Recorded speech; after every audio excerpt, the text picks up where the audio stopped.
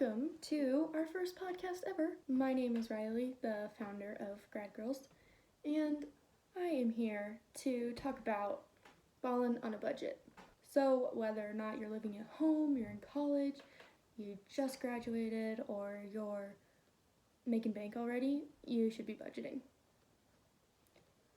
Like, you can learn this the hard way or the easy way, but it just is what it is. You gotta budget. To me, the thought of budgeting used to scare me and made me feel like I won't have any money or like I won't be able to do anything fun. But that's not true at all. It's actually the opposite. And no matter how much money you make, budgeting is benefiting to you and to everybody. And you should do it. The key is to find out what works for you. So take my advice with a grain of salt because this is the way I have worked out the kinks and it works for me. First of all, you need to establish an interim in which you budget. So for me, this is monthly. I don't even get paid monthly, but it helps me figure out start and end of when I owe certain money and when I'm going to make certain money. Like, most people get paid bi-weekly or monthly, and that's why monthly is like common, but you can do it however you want. And if you don't know how much money you're going to make in the upcoming months, just give it your best estimate. And round down, because this way, if you make more than you estimated, then it's a huge bonus and it's not like you're already in debt to yourself. So now you need to figure out what your expenses are. Some of us are super blessed and our parents cover certain expenses for us. But when that stops, you need to look at how much everything really costs. And if you're not the one paying for it, then don't put it in your budget, because that's silly. For me, I have like super common expenses: rent, student loan debt, car insurance, all that fun stuff. And once I add up all of those things that I like have to pay, I can then budget for fun things. And be sure not to forget sneaky expenses like subscriptions like Netflix or my chiropractor appointments that cost like $10, but once I do 4 of them every month, that's $40. And once I do 12 of those every year, that's like almost $500. So it's just important to remember all the little things too.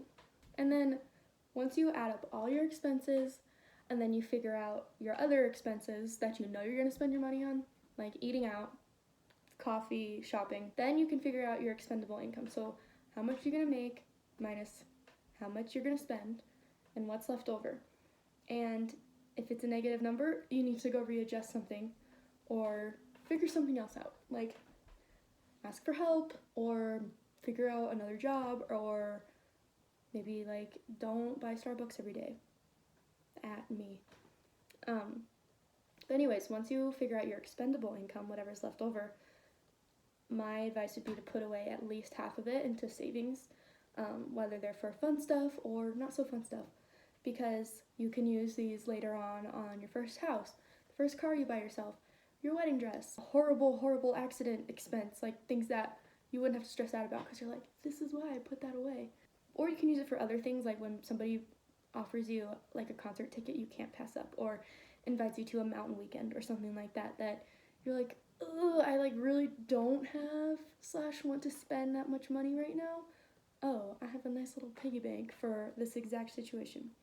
Once I started doing that, things became a lot more fun because I wasn't like stressed out about every fun thing that came to me, because I had a little backup money that I could use if I needed to.